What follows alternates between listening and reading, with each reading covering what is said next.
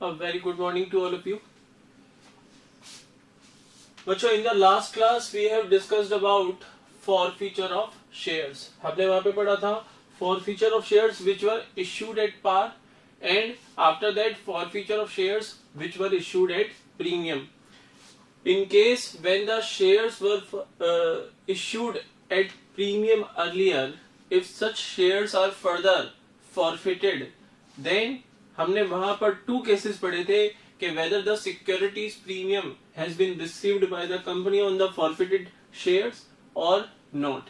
If the premium is not received, then in the entry for forfeiture, securities premium reserve account will be debited. And if the premium has already been received, then securities premium reserve account will not be considered in the entry for forfeiture. ठीक है, आओ आज हम करते हैं री issue of forfeited shares और उसके बाद आज हम कुछ करेंगे क्वेश्चंस. तो आज का टॉपिक है हमारा री इश्यू ऑफ फॉरफिटेड शेयर्स. देखो बच्चों, कंपनी के जो बोर्ड ऑफ डायरेक्टर्स होते हैं उनके पास ये अथॉरिटी होती है कि वो कंपनी के शेयर्स जो अर्लियर फॉरफिट किए जा चुके हैं उनको वो चाहें तो री इश्यू कर सकते हैं. तो directors have the authority to reissue the forfeited shares on such terms and conditions as they think fit. जिन टर्म्स एंड कंडीशंस को वो मानते हैं कि ये एप्रोप्रिएट टर्म्स एंड कंडीशंस हैं, उन टर्म्स एंड कंडीशंस के ऊपर वो फॉरफिटेड शेयर्स को री इश्यू कर सकते हैं. अब टर्म्स एंड कंडीशंस की यहाँ पे कौन सी टर्म्स एंड कंडीशंस की यहाँ पे बात हो रही है कि डायरेक्टर्स चाहें तो री इश्यू एट पार कर सकते हैं. If they think fit then they can reissue the forfeited shares at premium और इवन एट डिस्काउंट. यानी अगर मान लो हमने मिस्टर एक्स के 1000 शेयर्स डायरेक्टर्स ने कर लिए हैं फॉरफिट.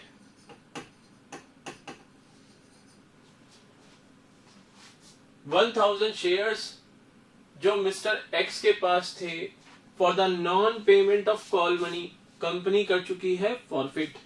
ये जो 1000 शेयर्स हैं ये डायरेक्टर्स एट पार भी री इश्यू कर सकते हैं, एट प्रीमियम भी री इश्यू कर सकते हैं एंड एट डिस्काउंट भी री इश्यू कर सकते हैं. यहां पर री इश्यू डिस्काउंट पे हो सकता है, but when the shares are reissued at discount then amount of discount here amount of discount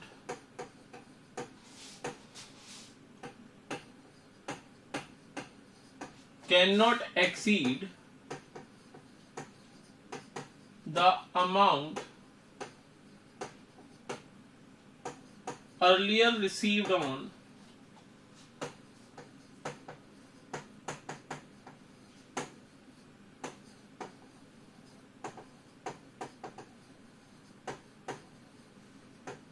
forfeited shares. If the reissue of the forfeited shares is at a discount, then the amount of discount on reissue cannot exceed the amount earlier received on forfeited shares by the company. मान लो इन 1000 shares के ऊपर company को application and allotment के total 6 rupees receive हो गए थे and for the non payment of call money 4 rupees की call money थी, उसके नॉन पेमेंट की वजह से कंपनी ने ये शेयर्स फॉरफिट कर दिए. तो अर्लियर इन 1000 शेयर्स के ऊपर पर शेयर कितना रिसीव हो गया, 6 rupees per share company receive कर चुकी. तो अगर री इश्यू डिस्काउंट पे किया जा रहा है तो मिनिमम ₹4 पर शेयर कंपनी रिसीव करेगी ही करेगी री इश्यू के ऊपर. या आप बोल सकते हो कि maximum discount that can be allowed by the company on री issue of this shares will be ₹6 पर शेयर, या फिर हम ये भी कह सकते हैं इसको दूसरे वर्ड्स में कि minimum 4 rupees per share must be received by the company on री इश्यू ऑफ दीज शेयर्स, क्योंकि 10 रुपीज का शेयर है, मैक्सिमम डिस्काउंट आप दे सकते हो 6 रुपीज, तो मिनिमम तो कंपनी 4 रुपीज तो रिसीव करे ही करे on reissue. I hope ये क्लियर होगा। अगर शेयर्स री इश्यू किए जा रहे हैं at par, if the shares are going to be reissued at par,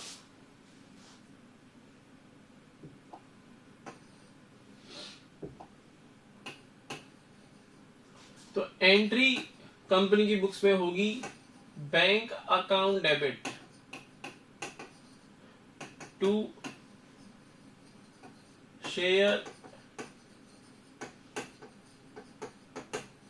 application account.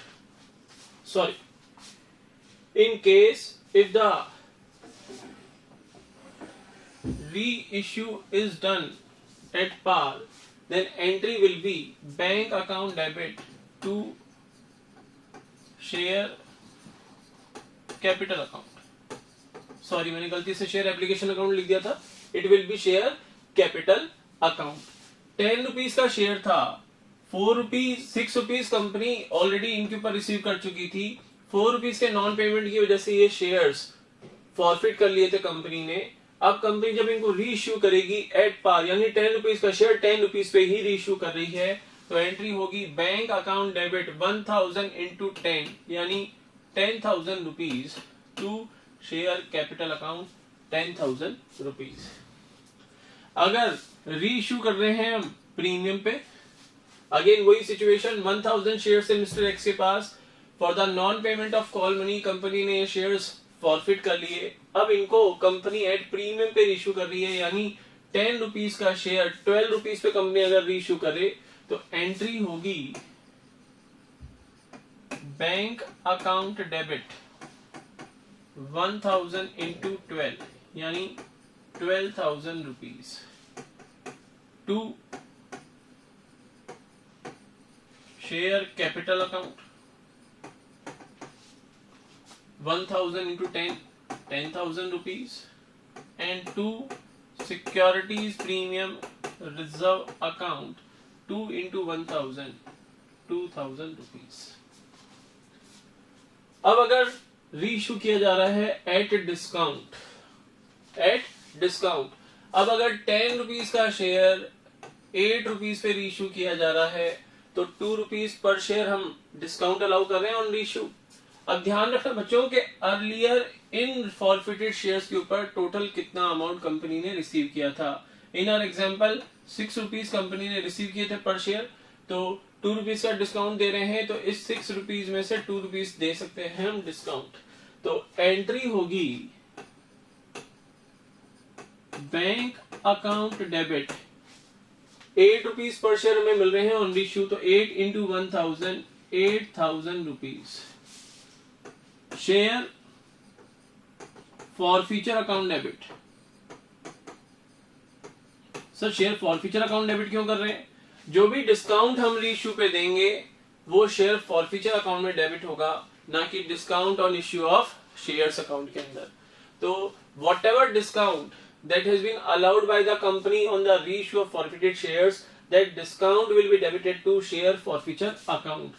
2 rupees per share का discount on 1000 shares 2,000 rupees to share capital account 10,000 rupees। ये हो गई आपकी रीइश्यू की एंट्रीज। अभी एक एंट्री जो कि मोस्ट इंपॉर्टेंट एंट्री है रीइश्यू की, वो करनी हमें बाकी है। After the reissue of forfeited shares, अगर आपने सारे फॉरफिटेड शेयर्स रीइश्यू कर दिए हैं, तो now after the reissue whatever balance is there in the share forfeiture account is now profit of the company. Sir मतलब ये 6 रुपए पर शेयर कंपनी ने रिसीव किए थे इन फॉरफिटेड शेयर्स के ऊपर, टोटल 6 रुपीज रिसीव किए थे, यस और नो? तो अगर शेयर एट पार इश्यू किए हैं तो कोई डिस्काउंट तो हमने दिया ही नहीं. In such a case, rupees 6 per share received by the company earlier on these forfeited shares is a capital profit for the company and will be transferred to capital reserve. तो अगर at par में री issue हुआ है, entry हम करेंगे after री issue of the forfeited shares. हम एंट्री करेंगे शेयर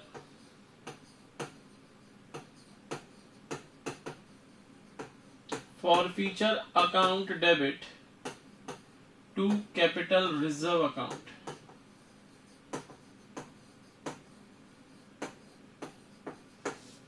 अब 6 rupees per share on 1000 share, सारे के सारे शेयर्स आपने रीइश्यू कर दिए. 6000 रुपीज हम कैपिटल रिजर्व में ट्रांसफर करेंगे. If shares have been issued at premium, reissued at premium, in that case same entry will be passed. वहां पर भी 6 रुपीज पर शेयर का कंपनी को प्रॉफिट हो गया. रीइश्यू के ऊपर कोई डिस्काउंट तो दिया नहीं, बल्कि रीइश्यू यहाँ पे तो प्रीमियम पे किया गया है. तो ये एसपीआर, ये कैपिटल प्रॉफिट तो हुआ ही हुआ. इसके अलावा ये भी कैपिटल प्रॉफिट हुआ. इसको कैपिटल रिजर्व में ट्रांसफर करेंगे. ये ध्यान रखना, after the reissue of forfeited shares एक एंट्री आपको मैंडेटरी पास करनी है for transfer of share forfeiture, balance of share forfeiture account to capital reserve account. लेकिन ध्यान रखना, ये जो अमाउंट ट्रांसफर होगा, अगर आपके all the forfeited shares have been reissued by the company, then the total balance amount of share forfeiture account will be transfer to capital reserve. लेकिन अगर कंपनी ने सारे फॉरफिटेड शेयर्स रीइश्यू नहीं किए हैं, तो total balance of share forfeiture will not be transfer to capital reserve. उस case में प्रोपोर्शनेट अमाउंट कैपिटल रिजर्व में ट्रांसफर होगा. वो भी समझाता हूं. पहले इस डिस्काउंट के केस में कैपिटल रिजर्व में अमाउंट कितना ट्रांसफर होगा वो भी देखते हैं. हमने 6 रुपीज पर शेयर रिसीव किए थे ऑन द फॉरफिटेड शेयर्स, और पर शेयर हमने डिस्काउंट दिया 2 रुपीज का, यानी कंपनी को 4 रुपीज का प्रॉफिट हुआ ऑन री इश्यू. यहां पर 6000 की जगह अमाउंट आएगा 4000 rupees.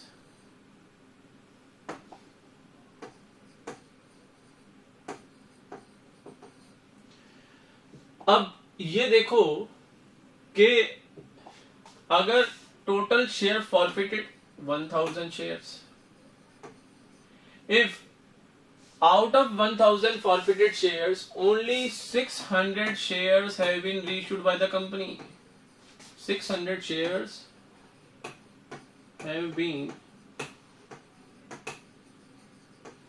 reissued by the company. In such a case, अगर रीइश्यू कर दी है कंपनी एट पार, तो उस केस में 600 शेयर्स के ऊपर हमने 6 rupees per share earlier receive किए थे. रीइश्यू अगर एट पार किया तो 6 रुपीज पर शेयर का आपको कैपिटल प्रॉफिट हुआ पर शेयर. तो 600 शेयर्स के ऊपर आप इसको मल्टीप्लाई करोगे 600 इंटू 6, यानी 3600 will be transfer to capital reserve. 3600 will be transferred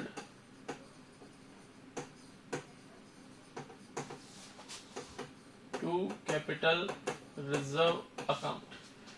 इसको आप पर शेयर बेसिस पे, जैसे मैं आपको समझा रहा हूं, वैसे भी कैलकुलेट कर सकते हो, और इसको आप ऐसे भी कैलकुलेट कर सकते हो कि for 1000 shares balance in share forfeiture account 6000, तो 600 शेयर्स के ऊपर शेयर फॉरफीचर का बैलेंस कितना होगा, इसको आप कट कर लो. अगेन अमाउंट वही आएगा 3600 rupees that will be transfer to capital reserve account. तो आई होप ये कॉन्सेप्ट अब आपको समझ में आ गया होगा, री इश्यू ऑफ फॉरफिटेड शेयर्स. आओ अब हम करते हैं questions.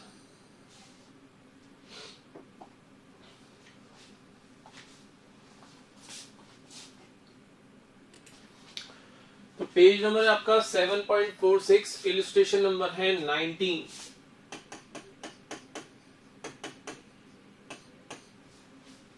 Pawan Limited was registered with an authorized capital of rupees 5 lakh divided into shares of rupees 10 each. 5 lakh rupees की authorized capital है, it is divided into shares of rupees 10 each, यानी 50,000 shares है. It purchased the building from Y for rupees 2 lakh and issued fully paid shares to Y for purchase consideration. Y से building purchase की है हमने rupees 2 lakh की, और purchase consideration जो है वो हमने पे किया है by the issue of shares. कुछ नहीं बता रखा, एट पार इश्यू किए हैं, यानी number of shares to be issued 20,000 shares. तो out of 50,000 shares 20,000 shares of mister Y को इश्यू करेंगे. After that it invited applications for the balance 30,000 shares payable as under 3 per share on application, 3 per share on allotment, 2 per share on first call and 2 on final call. Remaining जो 30,000 shares हैं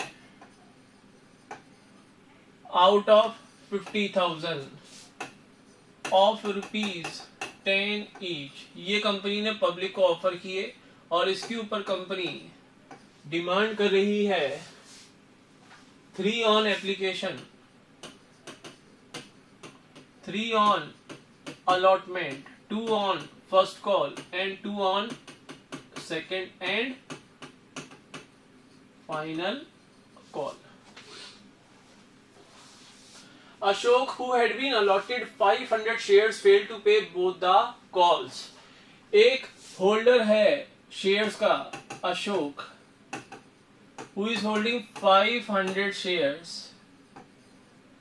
वो first call plus second and final call failed to pay. Ashok failed to pay the amount of first and second and final call. His shares were forfeited and reissued at the rate of 9 per share to Hari. Failed to pay, then after company ने क्या किया, forfeit कर दिया shares को, and after forfeiture reissued to Hari at the rate of 9 per share, fully paid up. यानी reissue किया 1 रुपये के डिस्काउंट पे, 10 रुपीज की फेस वैल्यू है, 9 रुपीज पर शेयर रीइश्यू किया है, तो डिस्काउंट पे रीइश्यू कर दिया क्योंकि शेयर फुल्ली पेड अप बनाना है आपको. Make necessary entries in the journal of the company. Company की जर्नल में हमें नेसेसरी एंट्रीज पास आउट करनी है. तो सिंपल सा क्वेश्चन है, कोई दिक्कत नहीं है क्वेश्चन में. आओ देखते हैं. एंट्री नंबर फर्स्ट, जर्नल का फॉर्मेट बनाएंगे आप वही 5 columns, date, particulars, ledger folio, debit and credit. Debit and credit column में आप रुपये के साइन लगाएंगे. फर्स्ट एंट्री होगी क्योंकि हमने मिस्टर वाई से बिल्डिंग परचेज की है, building account debit 2 lakh rupees to Y, 2 lakh rupees. Entry number second, mister Y को हम शेयर्स इश्यू करेंगे. Y debit 2 lakh rupees to equity share capital account 2 lakh rupees. ध्यान रखना यहां पर नरेशन में ही बता देना कि purchase consideration of rupees 2 lakh has been settled by the issue of 20,000 shares of rupees 10 each, fully paid up. ठीक है ना. नंबर ऑफ शेयर्स आप नरेशन में बता दोगे तो ठीक है. अगर आप नंबर ऑफ शेयर्स नरेशन में नहीं बताते हो यहाँ पे, तो इन दैट केस आपको बनाना पड़ेगा वर्किंग नोट, जहां पर हमें नंबर ऑफ शेयर्स कैलकुलेट करके दिखाने पड़ेंगे. आफ्टर दैट कंपनी ने 30,000 शेयर्स पब्लिक को ऑफर किए थे और पब्लिक ने फुल्ली सब्सक्राइब भी कर लिए थे. लिखा हुआ है क्वेश्चन में, it invited application for the balance of 30,000 shares payable as under, और फर्दर क्वेश्चन में गिवन है कि all the shares subscribed by the public. तो 30,000 shares 3 rupees per share application money है, रिसीव करेंगे। Bank account debit 30,000 into 3 90,000 rupees to equity share application account 90,000 rupees. After that, on the date of allotment, equity share application account debit 90,000 to equity share capital account 90,000 rupees. Entry number next 5th allotment money due करेंगे। Equity share allotment account debit to equity share capital account. Again 30,000 shares 3 rupees per share allotment money है 90,000 rupees. Next entry to receive the amount of allotment, bank account debit 90,000 rupees to equity share allotment account 90,000 rupees. After that first call money due करेंगे। Equity share first call account debit 30,000 shares into 2 rupees per share 60,000 rupees to equity share capital account 60,000 rupees। Ashok जो 500 shares hold कर रहा था उसने first call money पे नहीं की। 500 shares into 2 rupees per share of first call 1,000 rupees हमें नहीं मिले। Next entry 8th entry bank account debit. अब क्वेश्चन साइलेंट है कि क्वेश्चन आपको by opening calls in arrears account करना है या विदाउट ओपनिंग। तो अब हमारी चॉइस है कि यहाँ पर हम कौन सा मेथड लगाना चाहते हैं कॉल्स इन एरियर्स का, वो आपकी चॉइस है। तो bank account debit 59,000 to equity share first call account 59,000 rupees. Now entry number next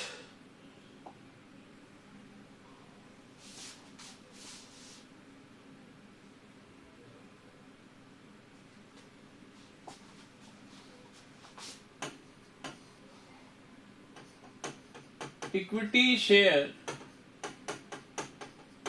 second and final call account debit to equity share capital account 60,000 rupees, 2 rupees per share on 30,000 shares. Again जो हमारा defaulting share holder था जो call का amount पे नहीं कर रहा था, अशोक 500 शेयर्स होल्ड करके बैठा हुआ था और उसने first and second and final call का पेमेंट हमें नहीं किया था। तो आओ अब फाइनल कॉल मनी रिसीव करो। अगेन 500 शेयर्स के ऊपर 2 रुपीज पर शेयर यानी 1,000 रुपीज नहीं मिल रहे हैं, तो 59,000 कंपनी रिसीव कर रही है। Bank account debit 59,000 rupees to equity share second and final call account 59,000 rupees. After receiving the second and final call and after giving notice to Mr. Ashok for the payment of calls in arrears. Mr. Ashok ने क्योंकि payment नहीं किया company को, company ने उसके shares कर लिए forfeit. तो next entry for the forfeiture of shares of mister Ashok, entry हम पास करेंगे equity share capital account debit. ये shares earlier at par issue हुए थे. नंबर ऑफ शेयर्स थे 500. Called up amount per share है 10 रुपीज. तो 5000 rupees से share capital account हम करेंगे debit.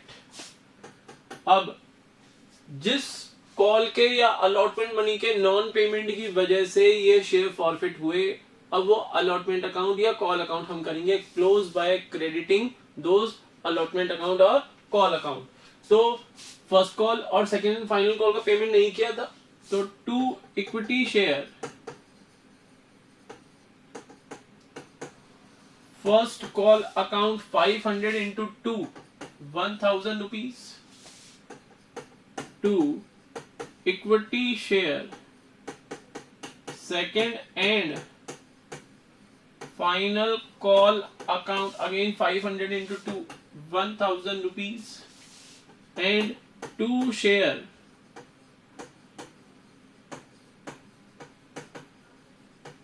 for feature account 6 rupees पर शेयर पे कर दिए थे. तो 500 इंटू 6 यानी 3000 रुपीज. ये होगी बच्चों आपकी शेयर फॉर फीचर की एंट्री. इसके बाद ये 500 शेयर्स कंपनी ने कर दिए reissue to mister Hari at the rate of ₹9 per share. तो next entry for reissue 9 rupees per share पे आपने री इश्यू किया, 10 रुपीज पेड अप है. एंट्री होगी bank account debit 500 shares 9 rupees per share 4500 rupees. Share forfeiture account debit 500 into 1 rupees per share 500 rupees to share capital account to equity share capital account. ठीक है ना. तो 500 into 10 5000 rupees. ये हो गई रेशियो की एंट्री. क्वेश्चन यहाँ पे कंप्लीट नहीं होता है. यहां पर हमने 6 rupees per share application allotment पे रिसीव किया था, री इश्यू हमने किया, उसके बाद शेयर्स फॉरफिट हो गए, फिर री इश्यू किया 9 रुपीज पर शेयर यानी 1 रुपीज पर शेयर का हमने दे दिया डिस्काउंट, बचे 5 rupees per share. Total number of shares which had been forfeited by the company is now reissued by the company. So 5 rupees per share का company को capital profit हुआ. This will be transferred to capital reserve account. Entry will be share for feature account debit 500 shares, balance amount of share forfeiture per share 2500 rupees to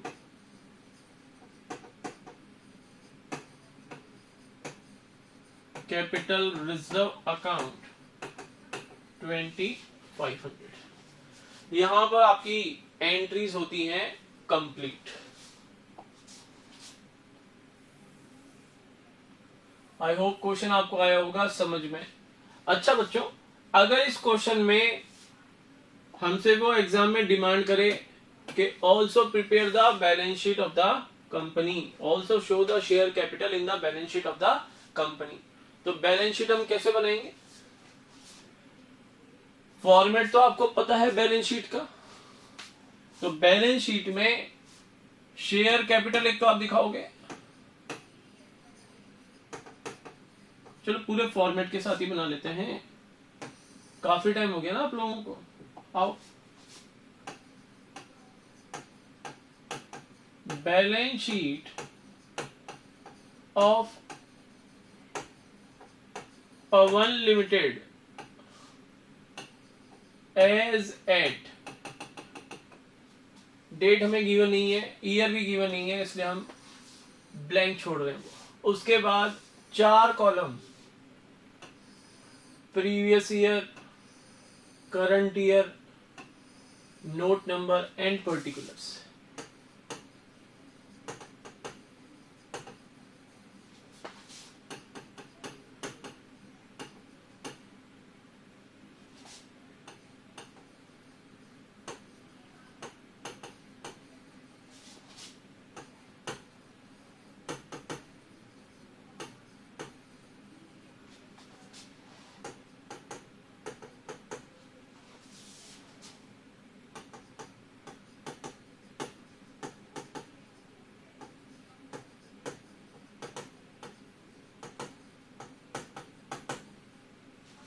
तो Roman capital first, equity and liabilities. Equity and liabilities के अंदर main heading first, share holders funds. इसके अंदर share capital,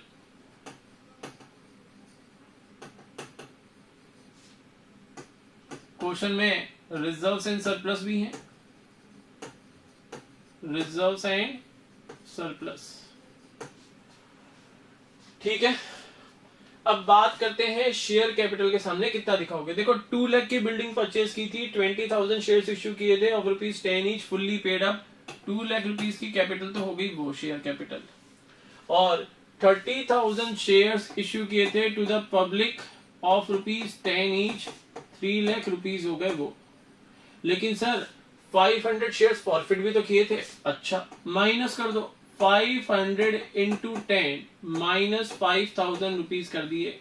अच्छा मुझे बताओ, फिर 500 shares reissue भी तो कर दिए थे, तो प्लस 5,000 भी कर दो, इससे ये कैंसिल हो गया, मतलब कि 3 लाख रुपए ये हो गए और 2 लाख रुपए की शेयर कैपिटल ये हो गई। तो शेयर कैपिटल के सामने हम कितना दिखाएंगे, अमाउंट 5 लाख रुपीज। ये नोट नंबर दे दिया मैंने 1 और शेयर कैपिटल के सामने दिखा दिया, शो कर दिया 5 लाख रुपीज। बात करते हैं रिजर्व्स एंड सरप्लस की। तो रिजर्व्स एंड सरप्लस में तो शेयर्स हमने प्रीमियम पे तो इश्यू किए नहीं थे। हाँ, लास्ट एंट्री में कैपिटल रिजर्व आया था हमारा 2500 रुपीज, आपको याद होगा। तो यहां पर मैं लिख देता हूं रिजर्व्स एंड सरप्लस में कैपिटल रिजर्व का अमाउंट 2500 रुपीज। टोटल लगा दो liability, equity and liability side का 5,02,500। अब asset side,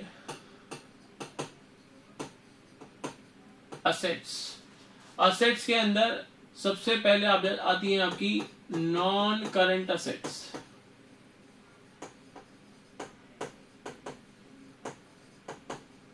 non current assets में आपकी आती हैं फिक्स्ड असेट्स, और फिक्स्ड असेट्स में फर्दर हम शो करते हैं tangible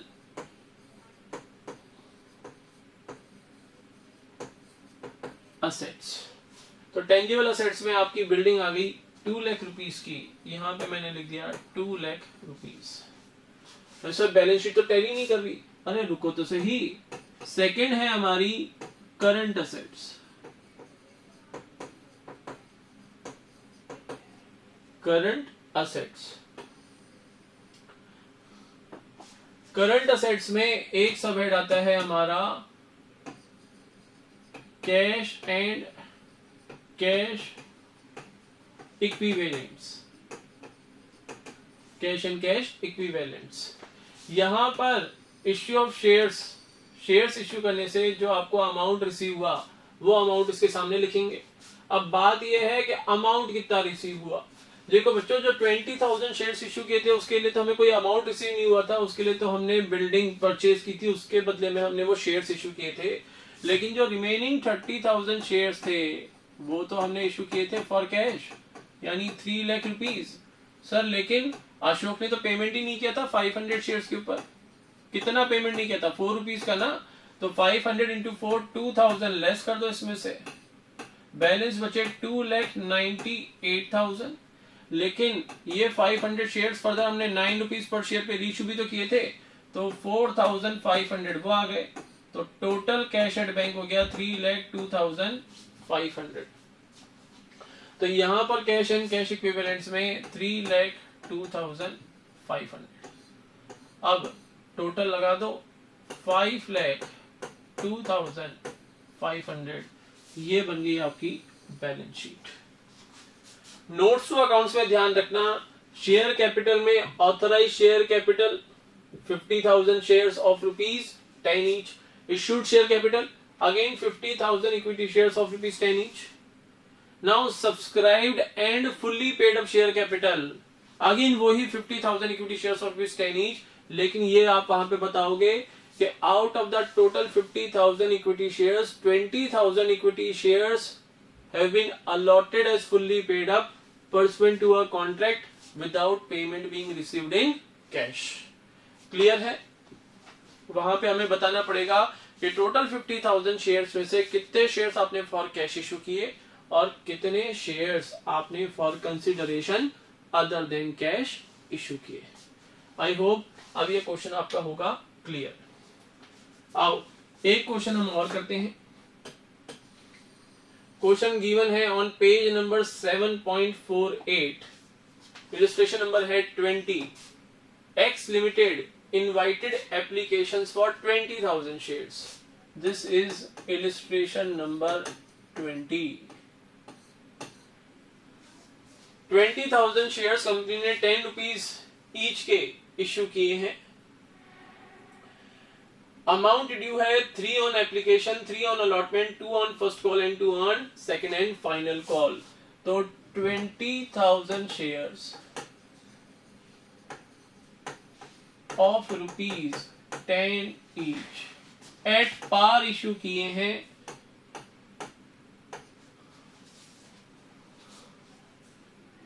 3 on application, 3 on allotment, 2 on first call and 2 on second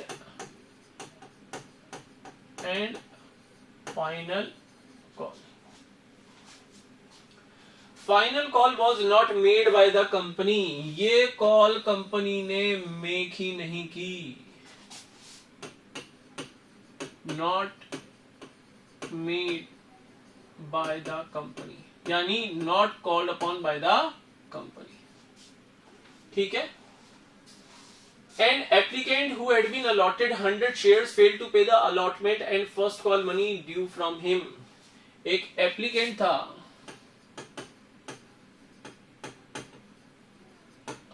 जिसको अलॉट हुए थे 100 शेयर्स, उसने अलॉटमेंट और कॉल मनी का पेमेंट नहीं किया। मैंने यहां पे लगा दिए cross. No doubt application money तो दी होगी तभी तो शेयर्स अलॉट हुए होंगे। His shares were forfeited after the first call. After the first call shares forfeited by the company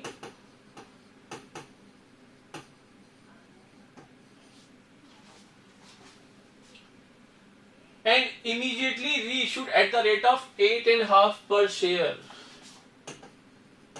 and reissued at the rate 8.5 per share। Make necessary entries in the journal of the company। अब बच्चों यहां पर ध्यान रखना, company ने second and final call upon ही नहीं की है। इट मींस री इश्यू हो रहा है before calling second and final call money. अब यहां पर आपको ये लग रहा होगा कि शेयर्स कंपनी ने 1.5 रुपीज के डिस्काउंट पे इश्यू किए हैं, क्योंकि 10 रुपीज नॉमिनल वैल्यू है, 8.5 पे इश्यू किए हैं, तो ये तो 1.5 रुपीज के डिस्काउंट पे इश्यू किए हैं। लेकिन ऐसा है नहीं, ध्यान से समझो, कंपनी ने second and final call money तो अभी ड्यू ही नहीं की है। तो total called up amount per share till the date of reissue कितना है? 8 रुपीज। यानी called up amount per share है 8 रुपीज और कंपनी 8.5 पे री इश्यू कर रही है, इट मींस कंपनी 50 पैसा पर शेयर प्रीमियम पे री इश्यू कर रही है. It is not at discount, it is not reissue at discount, it is reissue at premium. क्योंकि शेयर कॉल्ड अप है ओनली 8 रुपीज, नॉट 10 रुपीज. अगर फाइनल कॉल मेक करने के बाद अगर कंपनी 8.5 पे री इश्यू करती तो हम कहते कि issue is at discount of ₹1.5 पर शेयर. आई होप क्लियर होगा. आओ इस क्वेश्चन को करते हैं. बहुत सिंपल सा क्वेश्चन है, करके देखते हैं. पहली एंट्री, एप्लीकेशन मनी रिसीव करो on 20,000 shares. Bank account debit 20,000 into 3, 60,000 rupees to equity share application account 60,000. On the date of allotment, equity share application account debit 60,000 to equity share capital account 60,000. Allotment money due करो. Equity share allotment account debit again 20,000 into 3, 60,000 to equity share capital account 60,000. अब भैया 100 share के ऊपर 100 share के ऊपर allotment money के 300 rupees receive नहीं हुए, तो 360,000 में से माइनस कर लो, रिमेनिंग अमाउंट रिसीव हो गया. Entry number 4, bank account debit 60,000 minus 100 share पे 3 रुपीज रिसीव नहीं हुए, 300 rupees 59,700 rupees to equity share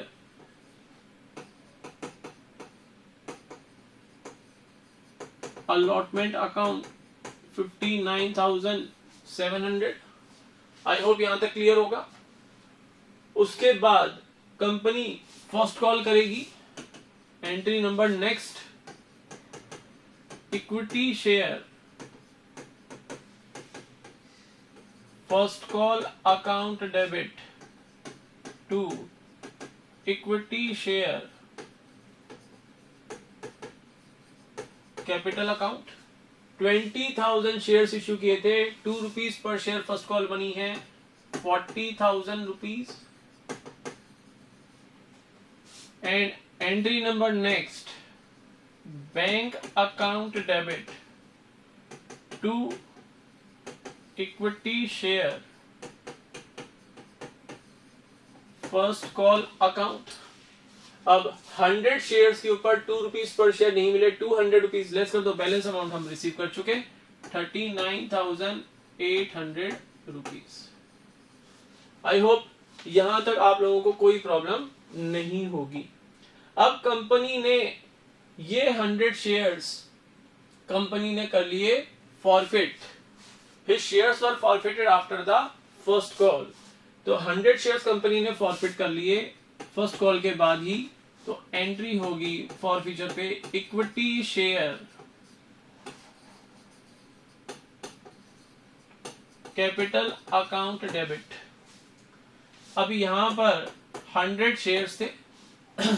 मुझे बताओ called up amount per share कितना है? 3 rupees application, 3 allotment and 2 first call, यानी 8 रुपीज. 800 रुपीज से शेयर कैपिटल अकाउंट करोगे debit to equity share allotment account. Allotment का पैसा नहीं दिया था, 3 rupees per share on 100 shares, यानी 300 to equity share first call account 100 into 2, 200 rupees ये पे नहीं किए थे, और एप्लीकेशन के 3 रुपीज पर शेयर पे कर दिए थे, तो 2 share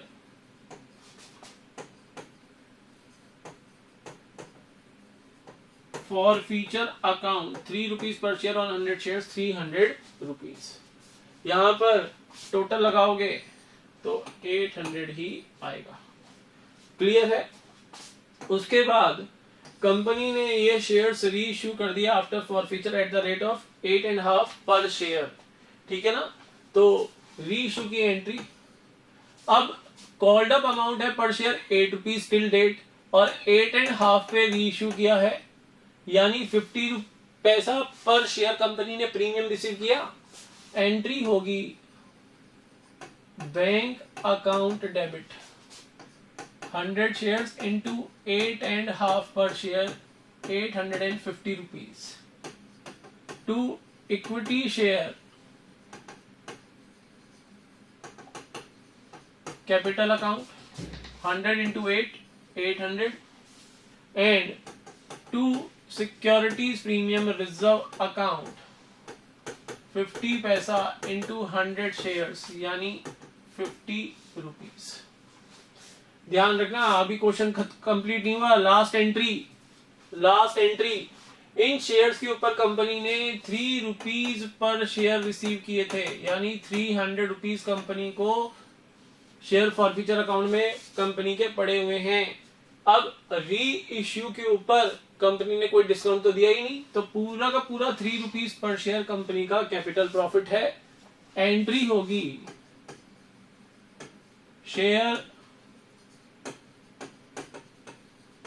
forfeiture account debit 300 to capital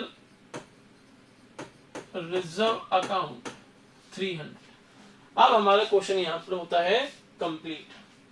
sir इस क्वेश्चन में भी अगर हम बैलेंस शीट बनाएं, अच्छा तो क्या करेंगे?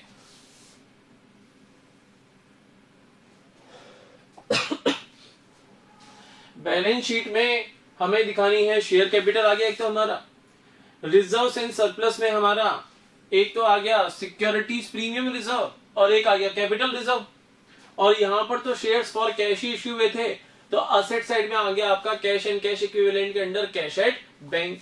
अब शेयर कैपिटल कंपनी ने 20,000 शेयर्स इश्यू किए थे और पर शेयर कंपनी ने 8 रुपीज कॉल्ड अप किया था, यानी ये हो गई subscribed but not fully paid up share capital.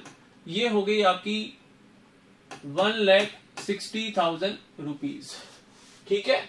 लेकिन सर, हाँ बेटा बोलो सर, 100 शेयर्स फॉरफिट भी तो कर दिए थे, 100 शेयर्स फॉरफिट भी तो कर दिए थे, तो फॉरफिट कर दिए थे तो 100 इंटू 800 रुपीज से हमने शेयर कैपिटल को डाउन किया, 800 रुपीज से हमने शेयर कैपिटल को डाउन किया। लेकिन वही 100 शेयर्स हमने रीइश्यू भी तो कर दिए थे 8.5 पे, तो 8.5 में 8 रुपीज कैपिटल पार्ट था, 50 पैसे प्रीमियम पार्ट था, तो मैं कहूंगा अगेन ऐड भी कर दो, तो यानी शेयर कैपिटल के सामने आप शो करोगे बैलेंस शीट में 1,60,000। क्लियर है। ये है आपकी subscribe but not fully paid up share capital. वहां पे आप लिखोगे नोट्स टू अकाउंट्स में कि 20,000 equity shares of ₹10 each, ₹8 called up. ठीक है ना, 1,60,000 ₹8 called up and paid up. ठीक है ना, तो 1,60,000 वहां लिखोगे। फिर रिजर्व एंड सरप्लस में एक तो आ गया आपका बच्चों कैपिटल रिजर्व। कैपिटल रिजर्व है हमारा 300 रुपीज का। लास्ट एंट्री देखो, कैपिटल रिजर्व अकाउंट हमने क्रेडिट किया था 300 रुपीज से, और एक जब आपने री इश्यू किए थे फॉरफिटेड शेयर्स तो 50 रुपीज का हमारे पास आया था सिक्योरिटीज प्रीमियम रिजर्व।